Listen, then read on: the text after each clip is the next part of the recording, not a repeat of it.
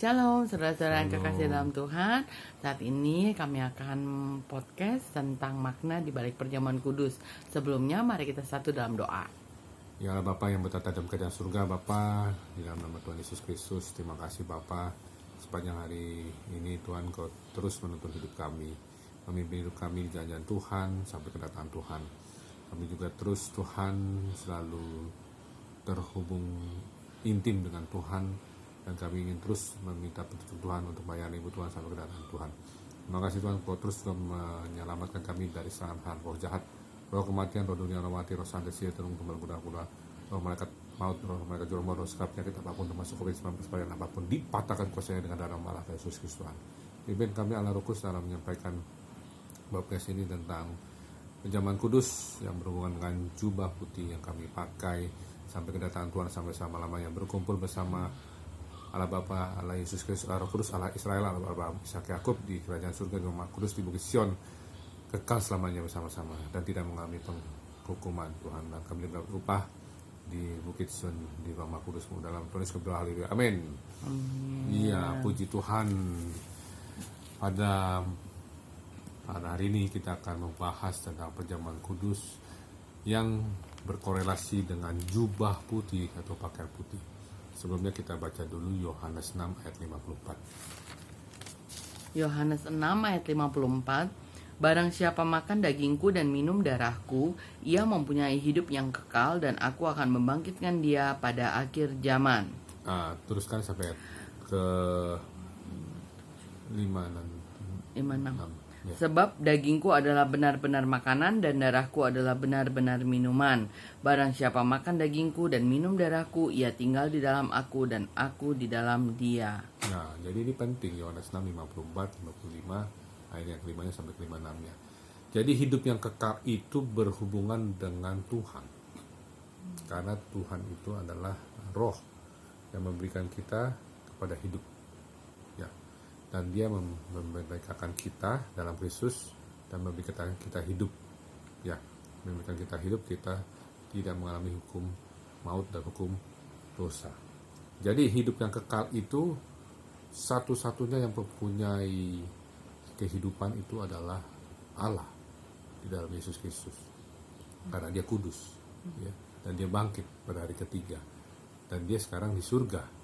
Dan dia terus memberikan roh kudusnya kepada kita sampai kegenapan firman-Nya pada waktu Tuhan Yesus datang kedua kalinya dalam awan Tuhan Yesus di surga. Kita sekarang bicara tentang pakaian putih atau jubah putih, karena ini pakaian penting. Pakaian ini berarti ada identitas, ada juga perbuatan-perbuatan. Ya, karena perbuatan-perbuatan ini dan identitas ada ayatnya. Coba buka di Wahyu 3 ayat yang keempat. Wahyu 3 ayat yang keempat. Tetapi di Sardis ada beberapa orang yang tidak mencemarkan pakaiannya. Mereka akan berjalan dengan aku dalam pakaian putih karena mereka adalah layak untuk itu. Nah, di sini di Sardis ada beberapa orang, cuma sedikit, yang tidak mencemarkan pakaian. Jadi pakaian itu bicara adalah kekudusan. Kalau cemar itu lawannya tidak cemar atau kudus, ya, betul ya. Kalau cemar itu berarti kita memberontak kepada Tuhan, kita melakukan segala sesuatu yang menentang Tuhan, karena kita pada dasarnya diberikan hak istimewa. Hak itu adalah pakaian. Waktu Tuhan Yesus Kristus, ketika kita akui sebagai Tuhan dan Juru Selamat dan kita berbalik dari dosa-dosa kita lahir baru, kita bertobat, kita menggunakan pakaian. Tapi pakaian itu, kalau kita pakaian kan pasti ya bisa aja kita berubah-berubah, betul ya. Berubah-berubah kayaknya kita senang pakai yang kotor ya, ada aja. Tapi kita sebagai anak Tuhan, kita selalu memakai pakaian yang bersih. Makanya Tuhan bilang memakai pakaian putih, berjalan dengan Tuhan. Kalau Tuhan berjalan sama kita pakaian putih, Tuhan pakainya apa? Putih juga, nggak mungkin lah pakaian putih. Ya, tuh kita terus Tuhan warna-warni gitu ya. Nanti orang bilang, kalau orang dunia bilang nggak matching. Nah, kita tuh matching sama Tuhan kita. Pakaiannya pakaian putih. Karena putih ini adalah pakaian yang diberikan Tuhan. Karena ada ayatnya lagi nih, korelasinya dengan perbuatan Wahyu 19 ayat 8. Coba buka deh. Wahyu 19 ayat 8. Ini bicara pengantin, kita pengantin perempuan mempelai Kristus. Wahyu 19 ayat 8. Iya. Dan kepadanya dikaruniakan supaya memakai kain lenan halus yang berkilau-kilauan dan yang putih bersih. Lenan halus itu adalah perbuatan-perbuatan yang benar dari orang-orang kudus. Nah, lenan halus itu adalah menggambarkan perbuatan-perbuatan yang benar dari orang-orang kudus. Kita kudus, kenapa? Kita dikuduskan Tuhan oleh darah Yesus. Dari Yesus Kristus menyucikan, menguduskan, membersihkan kita dari segala dosa dan kesalahan kita. Makanya kita terus dikuduskan Tuhan. Tapi kita menjadi orang-orang kudus juga harus ada perbuatannya, ya, perbuatan melakukan perbuatan benar. Benar-benar itu adalah firman Tuhan. Firman Tuhan adalah kebenaran. Firman Tuhan itu adalah kebenaran. Makanya perbuatan-perbuatan kita harus adalah firman Tuhan. Itu dikaruniai. Jadi pakaian putih ini bukan pakaian buatan kita tentunya. Dikaruniai itu diberikan sama Tuhan. Ya. Karena ini kita bicara pakaian putih ini benar-benar kita harus apa ya istilahnya ya, jangan sampai main-main. Karena ini kan kita pakaian memang warna-warni ya di bumi, tapi sebenarnya di alam roh kita memakai pakaian putih. Ada amin ya, haleluya ya. Karena ini kita benar-benar sudah digenapi oleh Tuhan Yesus, dan Yohanes diberikan kesempatan untuk mencatat dan menuliskan. Coba dibuka Wahyu 7 ayat 9. Ini genapan kita nanti di sana, di tempat Maha Kudus, ya. Di Wahyu 7 ayat 9. Firdaus, ya. Kemudian daripada itu aku melihat sesungguhnya suatu kumpulan besar orang banyak yang tidak dapat terhitung banyaknya, dari segala bangsa dan suku dan kaum dan bahasa, berdiri di hadapan tahta dan di hadapan Anak Domba, memakai jubah putih dan memegang daun-daun palem di tangan mereka. Nah, memakai apa? Jubah putih. Banyak banget orangnya. Ya. Kumpulan besar orang banyak yang tidak dapat terhitung banyaknya, dari segala bangsa dan suku dan kaum dan bahasa. Nah, itu berdiri di hadapan tahta dan di hadapan Anak Domba, memakai jubah putih dan memegang daun-daun palem di tangan mereka. Nah, itu artinya apa? Ini bicara di hadapan tahta. Tahta ini bukan tahta di bumi, tapi di surga. Dan di surga itu masih ada pohon-pohon, daun palem dan segala macam, sama kayak di bumi. Loh, ini ada daun palem loh. Daun palem mana di sini juga kan di bumi. Tapi yang nggak ada di bumi itu adalah apa? Jubah putih. Jubah putih itu yang punya adalah surga, yang punya Tuhan Yesus, yang punya hak paten. Yang memakai jubah putih itu kan Tuhan. Dia akan mengenakan, mengaruniai siapa saja yang mau percaya kepada Dia, yang mau melakukan perintah-perintahnya, firman-firmannya, dan yang tidak mau lagi melakukan dosa, kedagingan dan hawa nafsu dan keduniawian. Ya, itu aja. Ya. Jadi kita jubah putih itu jangan sampai jubah kita ini kotor, cemar karena kesusahan-kesusahan. Jadi kita terpaksa mencemarkan jubah kita supaya demi keinginan daging. Saya tidak bilang ini nanti ada kesusahan yang ekstrim ya, tapi bisa aja. Namanya kesusahan besar itu ya nggak tahu ya apa bang, ekstrim. Coba baca di Wahyu 7 ayat 14. Wahyu 7 ayat 14. Maka kataku kepadanya, Tuanku, Tuhan mengetahuinya. Lalu ia berkata kepadaku, mereka ini adalah orang-orang yang keluar dari kesusahan yang besar, dan mereka telah mencuci jubah mereka dan membuatnya putih di dalam darah Anak Domba. Nah, kesusahan besar ini sudah mulai. Bulan Mei ini 2022. Keluar dari kesusahan besar tadi ya.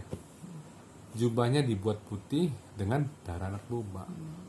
Memang manusia kalau setelah dipakai jubah putih tidak mudah untuk mempertahankan putihnya jubah. Manusia dengan segala kelemahannya pasti ada kecenderungan membuat suatu kesalahan atau dosa lagi misalnya. Makanya perlu kita untuk menanggalkan manusia lama kita. Caranya gimana? Deklarasikan bahwa aku adalah ciptaan baru. Aku adalah ciptaan yang baru dalam Kristus. Sebutkan nama Bapak, Ibu, saya nama Andi Manaik, dan yang baru ini saya Alan Sahabat Pandang yang baru yang diciptakan dalam Kristus, ya.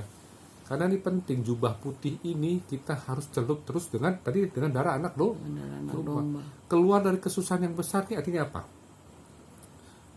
Maknanya saya nggak ditambah-tambahkan, nggak dikurangi, tapi tadi barusan saja itu artinya rapture. Karena bumi ini akan susah. Kalau orang dunia nggak susah, kenapa ya? Karena dia orang dunia, milik penguasa dunia apa? Iblis, setan, nggak ada susah. Tapi kalau anak Tuhan pasti mengalami kesusahan karena dia tidak bisa tinggal di dunia ini lagi. Karena dunia ini dengan syarat sudah dengan dosa, dibungkus dengan dosa. Ya, ada amin, haleluya. Jadi demikianlah kita harus mempertahankan jubah putih yang dikasih Tuhan dengan minta darah Yesus Kristus memutihkan, menyucikan gitu ya, membersihkan dari segala dosa kesalahan ya. Jadi matikanlah manusia lamamu dengan cara adalah minta kekuatan dari Roh Kudus dan kasih karunia Tuhan untuk kita bisa mampu berjalan bersama Tuhan dan kita tingkatkan keintiman kita dalam perjalanan hidup kita sampai Tuhan Yesus datang kedua kali ya dalam awan kemuliaan Tuhan Yesus di surga. Amin, haleluya. Itulah makna ketika kita makan daging Tuhan Yesus, minum darah Kristus, kita mendapatkan jubah putih karena Tuhan Yesus yang mengaruniainya. Kita adalah mempelai Kristus. Kita meteraikan dengan darah Yesus Kristus bahwa kita adalah mempelai Kristus yang hidup kudus, tidak bercacat, tidak bercela, tidak bernoda, hidup berkenan. Nama kita selalu terdapat dalam kitab kehidupan anak domba Allah. Dan kita masuk dalam pesta perjamuan kawin anak domba. Dimeteraikan dengan darah Yesus Kristus, kita aminkan, kita jadi mempelai Kristus. Amin. Kita doa dalam nama Tuhan Yesus. Bapa surga, terima kasih atas firman-Mu Tuhan. Terima kasih, kami sadar Tuhan, kami manusia masih jauh dari sempurna, kami terbatas, kami tidak apa-apa, masih ada juga kesalahan dan dosa yang kami lakukan, misalnya dosa marah, tidak sabar, dan dosa-dosa mungkin kesal, dosa-dosa kami Tuhan, karena kami terbatas dan kami juga bukan karena terbatas kami tidak mau Tuhan untuk berubah, tapi kami mau berubah, kami akan terus minta kasih karunia Tuhan, kekuatan Roh Kudus supaya kami terus hidup dalam kasih Tuhan dan mengampuni, melepaskan pengampunan kepada orang yang bersalah kepada kami. Dan kami mau memberkati segala apa yang Kau berikan Tuhan, yaitu memberkati terus pengampunan dari-Mu, kami memberkati supaya kami juga terus hidup dalam pengampunan Allah, hidup dalam pertobatan yang memimpin kepada hidup. Kami juga Tuhan memberkati pelayanan kami Somisi. Kami juga mengerti pelayanan YouTube ini biar banyak orang yang disadarkan bahwa mereka adalah kepunyaan milik Yesus dengan berdoa bahwa Tuhan Yesus Kristus adalah Tuhan dan juru selamat pribadi mereka, karena Tuhan Yesus adalah jalan dan kebenaran dan hidup, dan Tuhan Yesus telah menghapus segala dosa mereka dan membersihkan dari segala dosa dan kejahatan, dan nama mereka selalu terdapat dalam kitab kehidupan anak domba Allah bersama kami semua sekeluarga.